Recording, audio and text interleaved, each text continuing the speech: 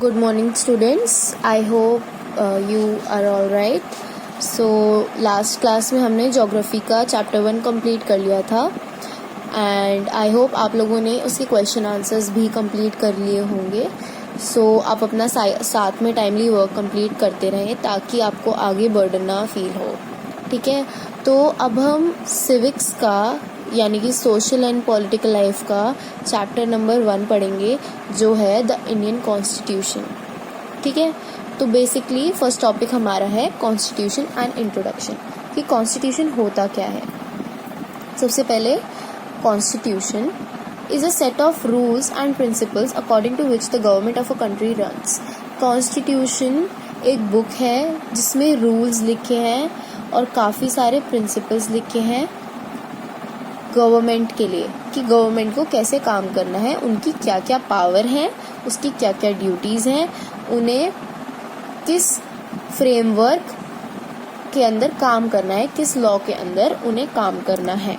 ठीक है, तो इसके अंदर ये भी लिखा हुआ है कॉन्स्टिट्यूशन के अंदर कि टाइप ऑफ गवर्नमेंट क्या होगी. काफ़ी टाइप्स की गवर्नमेंट होती है, डेमोक्रेसी होती है और मोनार्की होती है, मोनोपोली होती है, काफ़ी कुछ होता है ऐसा. वो फॉर्म्स ऑफ गवर्नमेंट है, हम आगे पढ़ेंगे उसके बारे में. तो टाइप ऑफ गवर्नमेंट क्या होगी कंट्री की वो भी लिखा होता है इसमें. पावर और पोजीशंस भी लिखी होती हैं. जो 3 मेन ऑर्गन्स होते हैं गवर्नमेंट के जो कि होता है एग्जीक्यूटिव, लेजिस्लेचर एंड जुडिशियरी.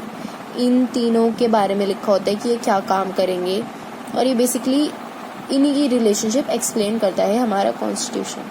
अब इसमें दे रखा है making of constitution, Indian constitution. तो इंडियन कॉन्स्टिट्यूशन कैसे बना.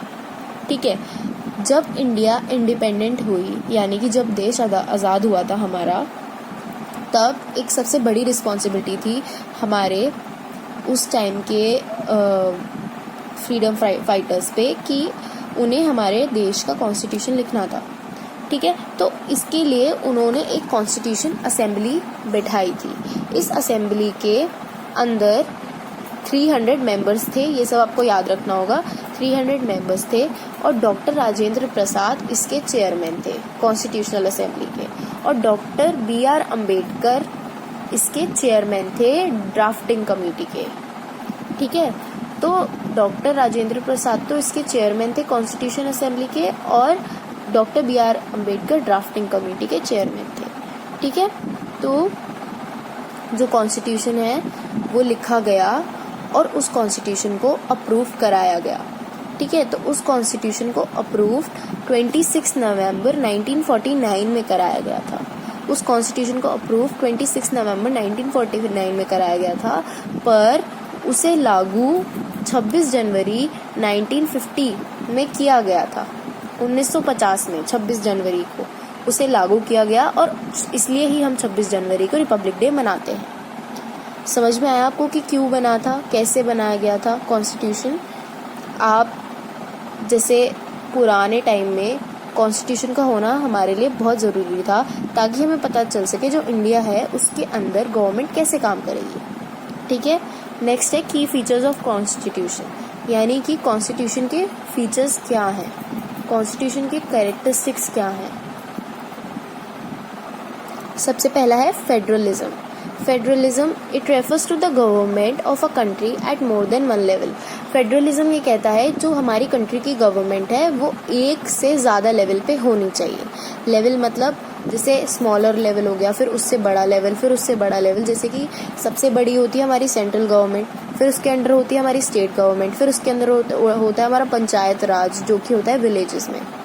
तो ये बहुत ज़रूरी था हमारे कॉन्स्टिट्यूशन के लिए कि इसमें फेडरलिज्म हो और ये सभी छोटे से छोटे इश्यूज़ पे इंडिया में काम कर पाए. ठीक है, तो जैसे इसमें दे रखा है कि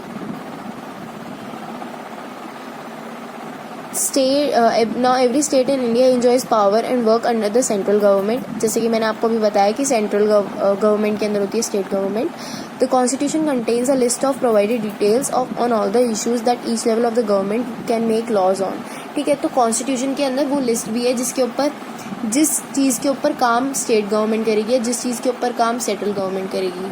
अब आप देखेंगे जैसे कि वाटर फैसिलिटी है किसी स्टेट में तो उसके ऊपर काम स्टेट गवर्नमेंट करेगी, लेकिन डिफेंस फैसिलिटी है तो डिफेंस फैसिलिटी के ऊपर काम तो सेंट्रल गवर्नमेंट करेगी। ये सब हायर लेवल है, ये आप आगे पढ़ेंगे। Parliamentary form of government, parliament has supreme power of legislation.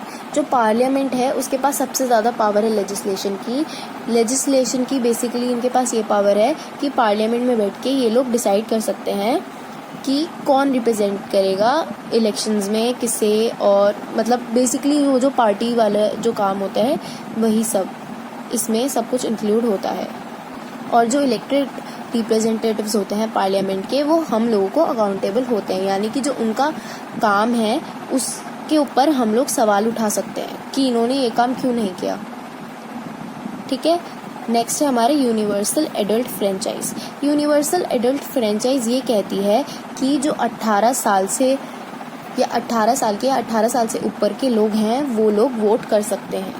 इसका बेसिकली यही मतलब है कि जो 18 साल से ऊपर के लोग हैं वो उनमें इतनी कैपेबिलिटी है कि वो लोग वोट कर सकते हैं और वो रिस्पॉन्सिबल सिटीजन्स हैं इंडिया के, वो लोग भी रिस्पॉन्सिबल हैं।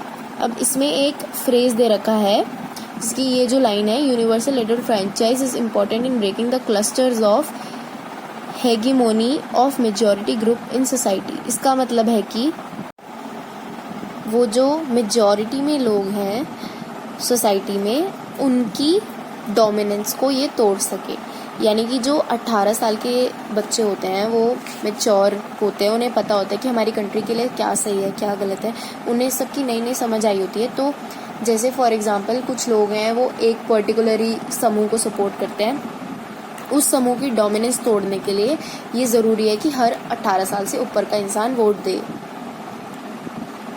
The universal adult franchise also respect the fact that every adult is responsible citizen। ये यही कह रहे हैं जो मैंने आपको बताया कि हर एक एडल्ट है वो एक रिस्पॉन्सिबल सिटीज़न है, जो हर एक एडल्ट है वो एक रिस्पॉन्सिबल सिटीज़न है कंट्री का और वो वोट कर सकता है, उसको राइट है वोट करने का। नेक्स्ट है हमारा सेपरेशन ऑफ पावर। ये भी एक कैरेक्टरिस्टिक है कॉन्स्टिट्यूशन का। तो बेसिकली ये बोल रहा है जो कॉन्स्टिट्यूशन है वो 3 पार्ट में डिवाइडेड हुआ है, जो कि 3 ऑर्गन्स हैं हमारे गवर्नमेंट के या कॉन्स्टिट्यूशन के, वो है लेजिस्लेचर, एग्जीक्यूटिव एंड जुडिशियरी।